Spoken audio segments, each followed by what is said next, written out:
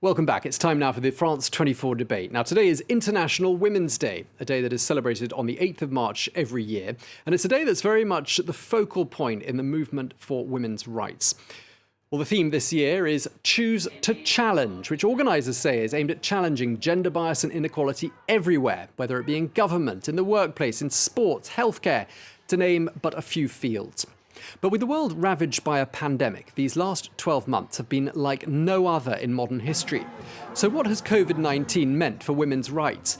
Has progress been reversed, and has the crisis created any new opportunities? Well, those are some of the questions I'll be putting to our panel in just a moment. But first, let's take a look now at how the 2021 edition of International Women's Day has been observed.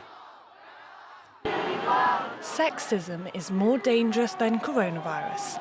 That is one of the key messages of women marching in the Philippines to mark International Women's Day. We are gravely concerned at how women's rights issues and concerns are greatly sidelined by attacks on women through sexism, misogyny. Meanwhile, in Mexico, women have created a memorial to victims of femicides, writing their names on a fence that was erected to protect the National Palace ahead of a planned International Women's Day march. Pues es un manifiesto de alguna manera pacífico. Estamos pintando los nombres de todas las mujeres que han sido víctimas de feminicidio, de violación, etc., para visibilizar sus nombres. According to government data, 939 women in Mexico were victims of femicides in 2020. In India, thousands of female farmers are highlighting the important role that they have played in protests against Modi's agricultural reforms. और हमें लगता है कि जो औरतें हैं वो इस आबादी का आधा हिस्सा हैं और उनको अपने विचार प्रकट करने की भी आज़ादी है जो इस मंच पे मौका दिया जा रहा है और ये दिन भी अपने आप में बहुत महत्वपूर्ण है. Despite the risks, women have also been on the front lines of Myanmar's anti-coup protests, and they are celebrating International Women's Day with defiant creativity. They have strung up sarongs known as longyi to slow the military's advance, as it is considered bad luck for men to walk underneath the garments. Well, in this first half of the France 24 debate, we're joined by Laura Turkett, who is a policy advisor and deputy chief and the data and analysis section of UN Women, who joins us from New York. A very warm welcome to you. Plus, we're joined from Montreal by journalist Mona El-Tahawi, who is joining us now as well. So let me just ask you both the same question. The theme this year, Choose to Challenge. What does it mean to both of you? Laura, let me start with you. Sure. Well, thanks so much for having me. So International Women's Day is really an opportunity to celebrate women and their leadership and to take stock, if you like, of how far we've come globally in achieving women's rights around the world. And I think what we see is that there has been, some progress in some areas over the last quarter of a century or so, but there's still a really, really long way to go. And I think in many ways, the COVID-19 pandemic has set back some of the progress that we've seen. So I think this theme of International Women's Day, which is about women's leadership and it's about challenging gender discrimination and bias in all elements of life is a really important and timely one. Okay, thanks for that. Mona, let me turn to you because I loved your video that you just posted on Twitter. I wish I could play it, but I might get into trouble if I did. But let me just ask you, choose the challenge. What does that mean to you? Right. Well, I'll tell you what I was saying in the video in a way that you can broadcast Thank and you. not get into trouble. So choose to challenge for me. Choose the challenge for me is I choose to challenge patriarchy in all its meanings because I think it's so important every day, especially on International Women's Day, which I consider every day. Patriarchy has to be understood as more than just men or just misogyny. So I want people to imagine patriarchy as an octopus. The head of the octopus is patriarchy, and each one of the 8 tentacles is one of the oppressions that patriarchy uses to basically privilege and enable male dominance and the women who act as foot soldiers of the patriarchy. So white supremacy, capitalism, misogyny, ableism, transphobia, homophobia, ageism, so many oppressions and so much deviousness, because remember, each tentacle of the octopus has its own brain. So I choose to challenge patriarchy every day. That's a beautiful analogy. I'm loving the octopus theme there. Let me turn back to you, Laura, because you've co-anchored the UN's Women's Flagship Report. It's entitled Progress of the World's Women Families in a Changing World. Now, let me just ask you what that report has revealed about, most notably, these last 12 months, you know, the world gravely affected north to south, east to west by a pandemic. Yeah, that's right. We've been doing a lot of work at UN Women over the last year, looking at the impact of the pandemic on women and girls and on gender equality. And I think taking very much an intersectional approach, which I think Mona is also advocating for. And what we found is, I mean, I think feminists have long said that crises are rarely gender neutral. They have a different impact on women and men because women and men are unequal to begin with. And I think that's no different in the case of COVID-19. And so we're seeing particularly harsh impacts of the crisis in terms of the social and economic impacts on women. So whether that's the huge spike that we're seeing in domestic violence, we have reports from the women's organizations that are on the front line of this issue, reporting massive increases in reports of violence against women and requirements for their services. We've also seen women losing their jobs at a much faster rate than men because they tend to be in sectors which have been particularly affected by the lockdown. And we've also seen a huge increase in women's unpaid care work. So as schools and daycares and so on have closed, all of that work, all of that unpaid care work, which women were already doing a disproportionate share of, has been pushed back into the household and onto women's shoulders. And so what we're really calling for is for governments to ensure that the policies and the measures they're putting in place to respond to COVID-19 have women's rights and women's needs at the forefront and at the centre, so that we don't reverse all of the progress that we've seen on women's rights and gender equality over the last couple of decades. Yeah, because I've read it somewhere that UN Women is saying that 25 years of progress has been undone in the space of a year, Laura. I mean, is that really the case, do you think? I mean, I think one of the areas where we've seen the most progress over the last 25 years is girls' education. And there's real fears now that because of the closure of schools, that many of those girls may not be able to return to school, especially if they're in homes where, you know, they're having to take on more unpaid care work. There's a real danger that families will also, if they're seeing a drop in their income, they won't see the benefit of sending their girls back to school. So I do think that we may see really unraveling of some of the areas of progress where we've seen the most advances over the next 25 years. But I don't think that's inevitable. I think governments need to take action right now to ensure that those regressions don't take place. Mona, let me turn back to you.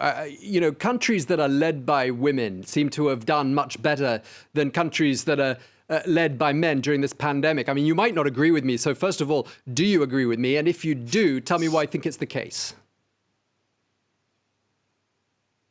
Well, I think that some of the countries that are led by women have done better. And the reason that I hesitate to say that the solution to everything is just to have a woman in charge is that I don't think that's a solution. The solution is to have someone who dismantles patriarchy in charge. And as I said in my first answer, there are some women who are foot soldiers of the patriarchy. You have in France Marine Le Pen, who is a fascist and a right-wing person who wants to become president of France, and she is not going to be good for feminism or for anyone who is not right-wing and fascist.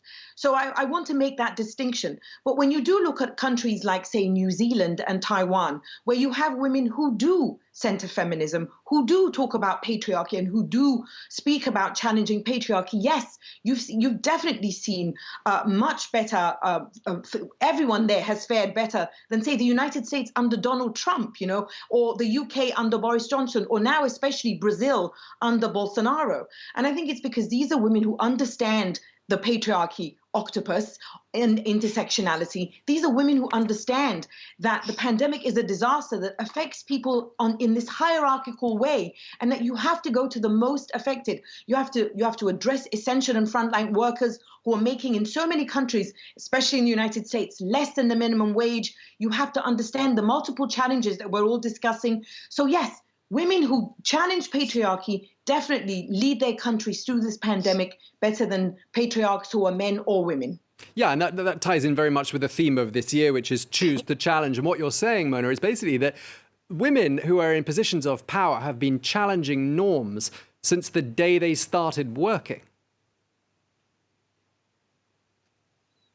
That they have been challenging norms, but again, I stress this idea that do they challenge patriarchy? Because the UK had Margaret Thatcher. Margaret Thatcher was not a feminist, but you will get people who are conservatives, people who are from the right wing, who will say to you, I just want a woman in charge, and here she is. And that's not enough.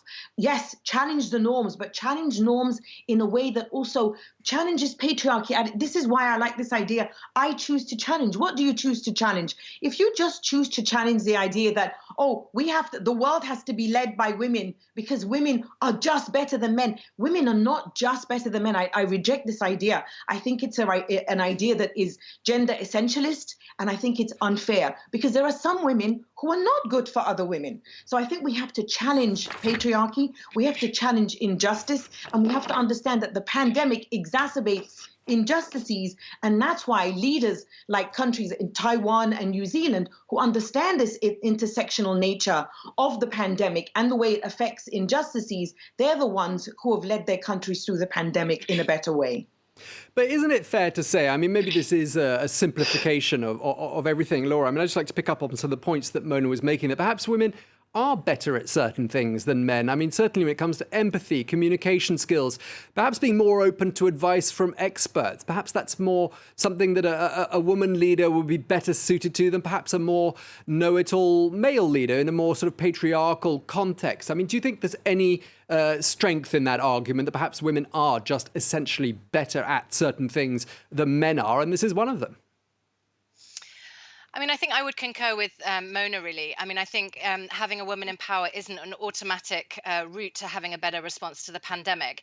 I would add to what Mona said in that I think where we see that there have been particularly effective responses, feminist responses, has been where you have not only a woman or a feminist or a pro-feminist male leader at the helm of the country, but you also have women's rights advocates and feminists at every other level of the government. So you have them in the ministries, you have them in civil society.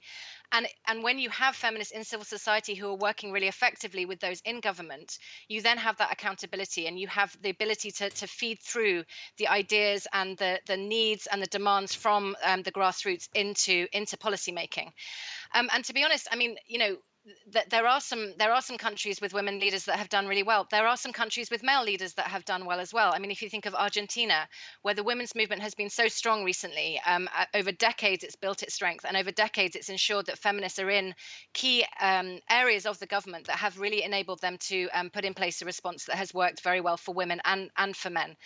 But there are 119 countries in the world that have never had a female head of state. So I think really we need some more women in power. We need more feminist women in power to really test the proposition of whether women do a better job than men in those instances. Yeah, Laura, I think you might have been looking at the same Gallup poll that I'm about to talk about now, which is that a chart that says that women currently serve as heads of state or heads of government in 22 countries around the world. According to that poll, which came out today, more than 90% of Americans, though, think the United States could have its first woman president within a decade. I mean, that's quite encouraging, isn't it? And I'm just wondering, Mona, I mean, political systems around the world take note. I mean, are they doing enough to groom up the female leaders of tomorrow? No, absolutely not. I don't think any part of the world is doing enough to groom up the female leaders of tomorrow, because no part of the world has destroyed patriarchy, and no part of the world has this incredible rainbow of feminism. And I have to laugh at this idea that the United States will get a female leader within 10 years.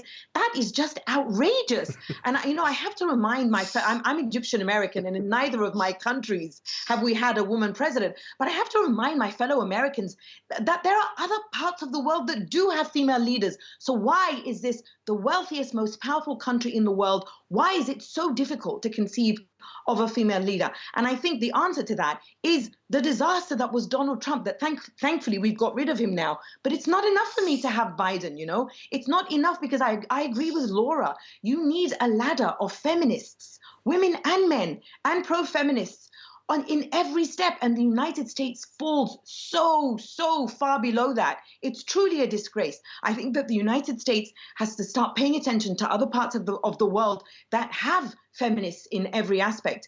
And I look And the fact that 55% of white women voters voted for Trump more in the last election than in the election in 2016 says everything you need to know about how far white feminism has to go in the United States. And let me just pick up, you mentioned, you're Egyptian American.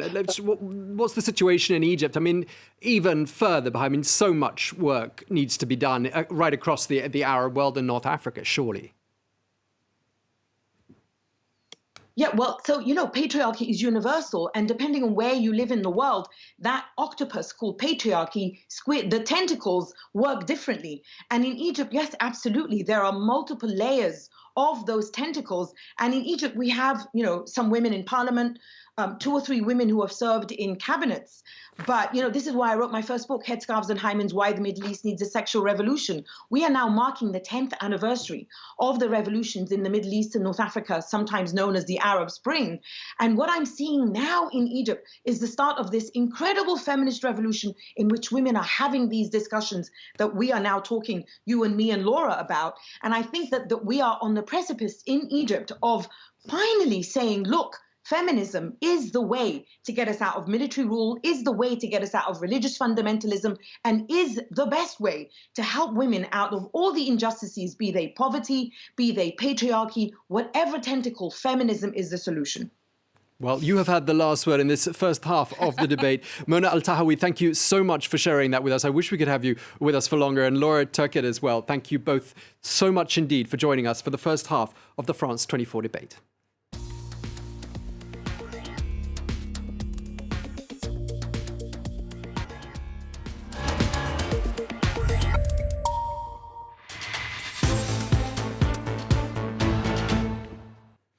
Welcome back to part 2 of the France 24 debate. On this International Women's Day, we're examining what the Covid-19 pandemic has meant for women's rights around the world. For this second half, we're joined by epidemiologist Dr. Sarah Hawkes, who's a professor of global public health at UCL in London, also the co-founder of the Global Health 50/50, which advances action and accountability for gender equality in global health. Thank you for joining us. Plus, we're joined from Washington, D.C. by Amanda Klasing, who is the co-director of the Women's Rights Division at Human Rights Watch. Thank you very much indeed to you both. As I put to my earlier 2 guests, this year's theme for International Women's Day is Choose to Challenge. I'd just like to ask you both what that means to you. Let me begin with you, Dr. Hawkes.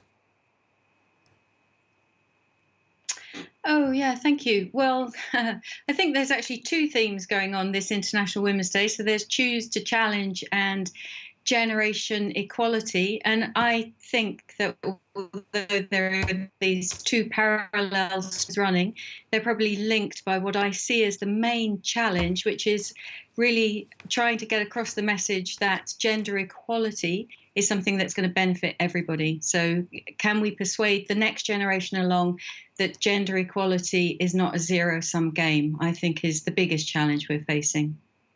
Amanda, let me ask you your interpretation of Choose to Challenge. I think that it's a call to action, that we finally accept that we can no longer accept gender inequality. I think that the pandemic has exposed in so many ways that society cannot thrive as long as women continue to experience inequality in their private lives and their public lives, professionally, politically. And so it's a call to action that we don't just sit back and return to life as normal when the pandemic is over, but that we really have a revolution when it comes to gender equality coming out of this experience.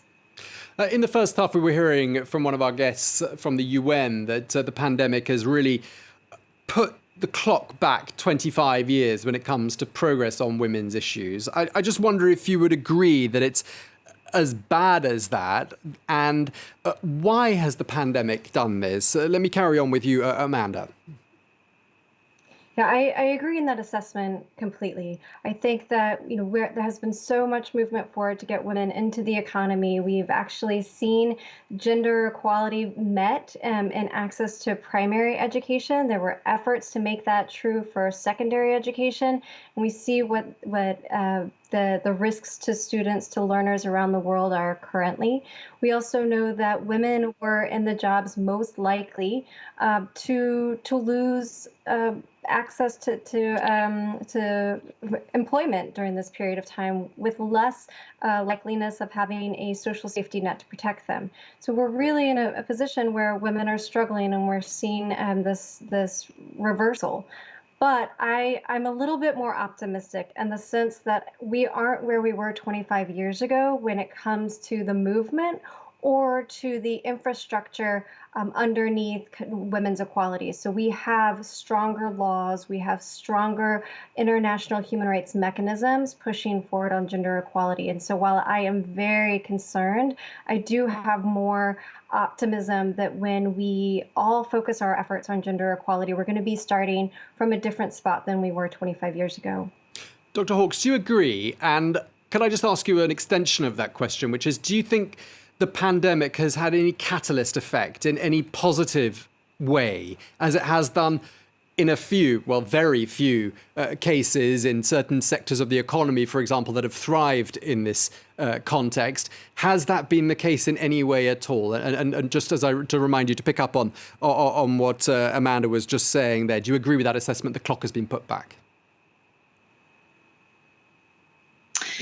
I certainly agree with Amanda's assessment that the clock has been put back, and I think every data point that measures the progress of the clock has indicated that the clock has either stopped. In other words, in the past year we haven't made any progress, or indeed has gone backwards.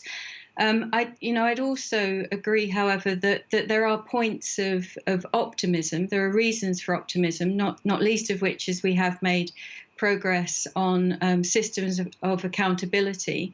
But I think that we've also identified opportunities for positive change to happen. So, I think one of the things that certainly that we've measured over the past year is that most of the responses to the pandemic in the health sector, which is the sector that I work in, the vast majority, 80% of those responses were gender blind. In other words, they simply didn't take gender into consideration at all, despite everything that we know about this pandemic affecting the health outcomes of men and women differently. All of that was ignored. But I think that one of the kind of positive moments that we're at is that I really feel like we are having discussions and debates that were simply not a part of the general public discourse 25 years ago, certainly when I first started working on questions of gender and health, when these issues certainly just weren't part of public consciousness. So I think, as Amanda has said, there is a groundswell of public opinion and civil society demand, plus the infrastructure there to make sure that we can actually contract more easily. Yeah, and just as the history has made it clear that the Second World War was a great boost to women's rights. It was a great boost to the position of women in society. Certainly in many European countries, that's largely viewed as having been the case. And I'm just wondering, okay, so the effects might not be seen immediately, but do you think with the passage of time, this dark chapter, the Covid-19 chapter, will be looked back on as being something that might not have produced immediate results, but that will produce eventual results, Amanda? I do. I think one thing that is for sure, we will not go back to a space where we don't talk about the unpaid care burden that exists, particularly on women's shoulders. I think that there was already a movement to talk more and more about a care economy. It's true that we need to think about the care economy around the world as an infrastructure that needs support, investment, regulations, laws, and needs to be made visible. And I think that that's one of the catalyzing effects of this is that we could really come out of this opportunity. It's been a painful period of time, but we see that there is a real need for a conversation around care, and not just caregiving of children. I think that's absolutely one of them, but of older people, of people with disabilities, and to really make visible the women, the millions and millions of women around the world that the care economy is their profession, and the more than billions of women around the world where the unpaid care burden that they bear has an impact on whether or not they have control over their economic or other choices. Yeah, and that burden clearly falls disproportionately on women. Let me turn to you, Dr. Hawkes. As an epidemiologist, you've been on the front line in the battle against COVID-19, and yet 70% of the leaders in healthcare, I think this is the case in the UK at any rate, are men. Now, are you seeing signs that things are changing in your universe? No, absolutely not. And that figure of 70% actually, we today have obviously published our report in time for International Women's Day that has surveyed leadership across the global health sector, as well as many other issues across the sector. And we haven't seen any progress on the gender inequality needle moving towards more parity. So we've still got a sector that as I'm sure most people will appreciate, is led by women on the front line. So, if you're anybody who's ever been into a hospital over the past year or has been into a care home, can't have failed to notice that the vast majority of people working on the front line are women. But all of the data points that we've shown over the past several years are that at the leadership level, it's 70% male. In global health, it's 80% from high-income countries and 90% educated in high-income countries. So leadership is still an incredibly small slice of the global demographic, and we're not really seeing much shift there. Is it a misogynistic world, would you say, Dr. Hawkes? Is it a misogynistic world? It's certainly a patriarchal world. I think that I'm less inclined to use the term misogyny, and more that it's a patriarchal set of systems that does a disservice to everybody except that very small slice of the global demographic that rises to the top that I was talking about previously. So, I think one of the things that certainly in the health system, and we see this across many other systems, is we like to kid ourselves that health systems and healthcare or the legal system, that these are somehow gender neutral, that these aren't systems embedded and imbued with the elements of patriarchy that absolutely maintain the rules of the game, meaning that not everybody gets a fair chance to benefit from the system or to get to rise to a leadership position in the system. So I think what we're suffering from more is millennia of entrenched patriarchy. And if I could just make one additional point, which is, yes, we certainly, just to go right back to a question you asked about World War II, we certainly did in Europe see an improvement in some measures in women's equality in terms of their participation in the workforce during the 1940s. But the cautionary tale there is that when push came to shove and we were in the 1950s and trying to rebuild economies again in Europe, there was a priority given to men's economic participation. And when it came to, pro-natalist policies and a regressive historical sweep that actually put women back into their domestic care duties, I think that to me is the cautionary tale that this is not just an automatic progress chart that doesn't have its ups and downs, and we need to be extremely aware that as we've seen in the past year, gender equality can move backwards. Yeah, so what you're saying is that people need to be ready, standing by to really carry the banner and make sure that all of that hard work and what progress can have been made during the pandemic phase is taken to the next step. I'd just like to ask you, turning to you, Amanda, I mean, one of the other very ugly aspects, I should say, to this whole pandemic has been a rise in domestic violence. And, wearing your Human Rights Watch hat, of course, this must be something you've been acutely aware of.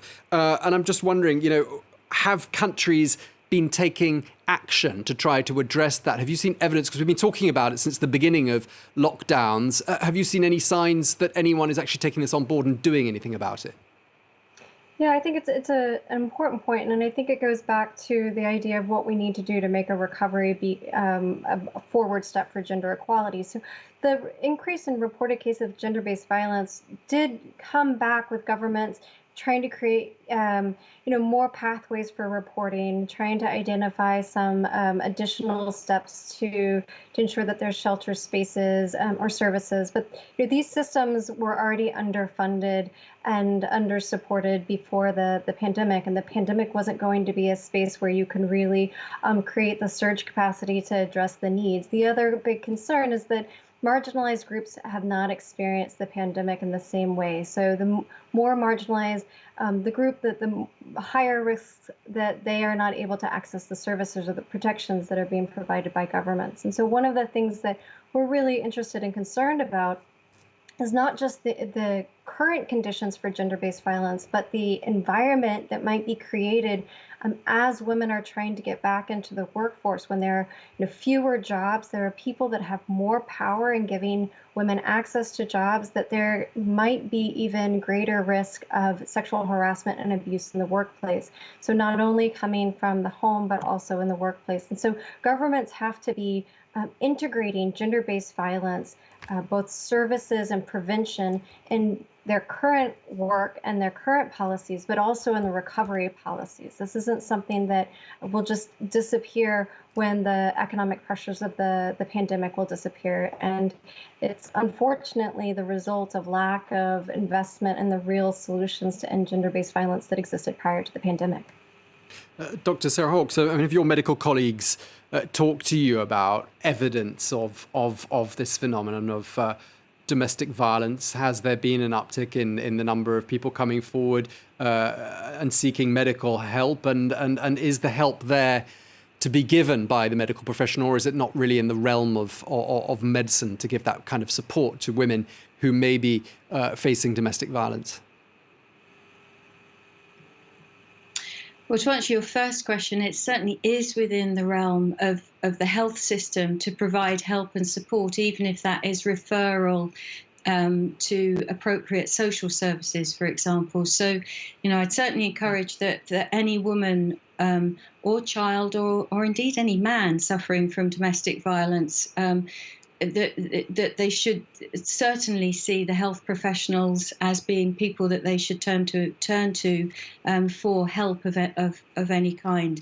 And yes, across the globe. So remembering that I work in global public health, so most of my partnerships are with people working in low and middle income countries. And in every country that people have talked about the rise in the numbers of women reporting domestic violence, suffering from domestic violence.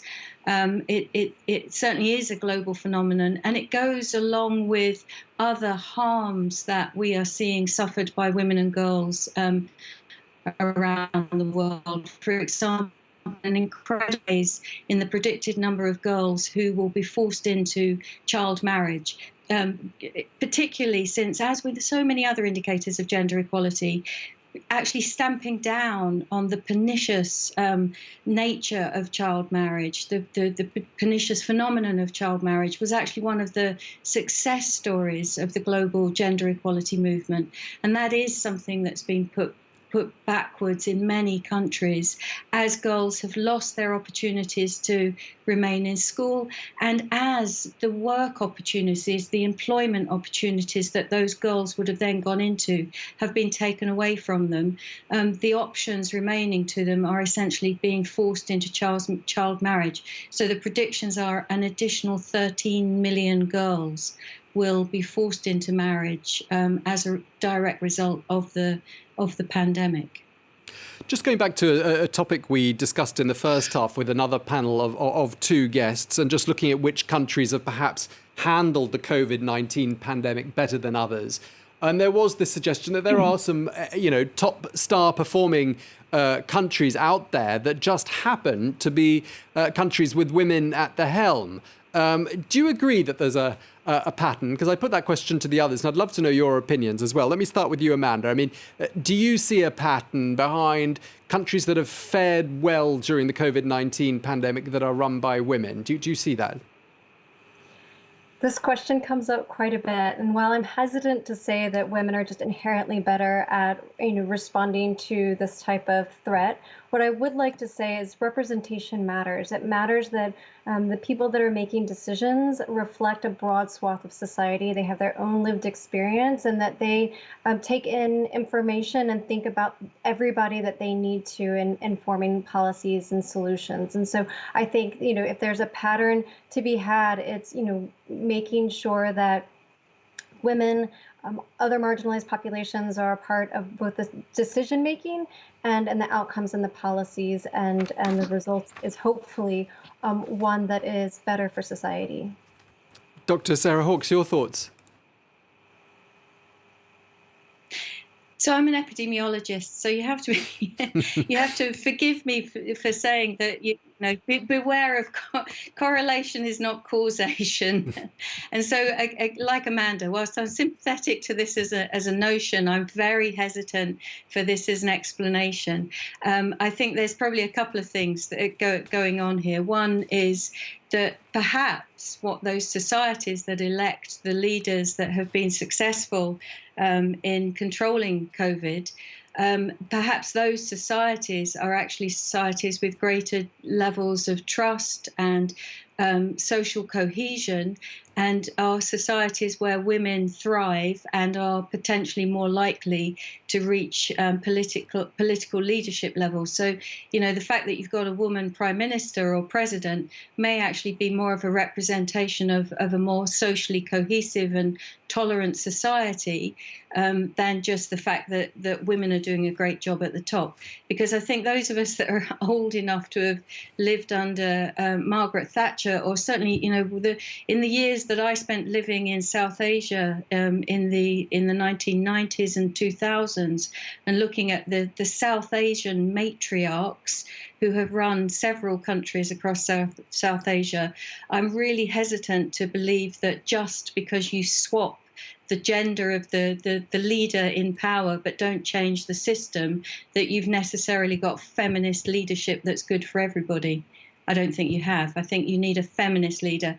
And I'd argue that Trudeau is a great example of a feminist leader, and for me that's probably a much more important lesson. I appreciate to learn that, from because you this. actually anticipated one of the questions I was going to ask, but we don't have time to ask, which is, are there any feminist male leaders out there? And you've given me the answer. You've had the last word. We're out of time. Thank you so much, epidemiologist Sarah Hawkes. Thank you very much to you, and thank you to you as well, Amanda Clasing, the co-director of the Women's Rights Division at Human Rights Watch. Thank you very much indeed.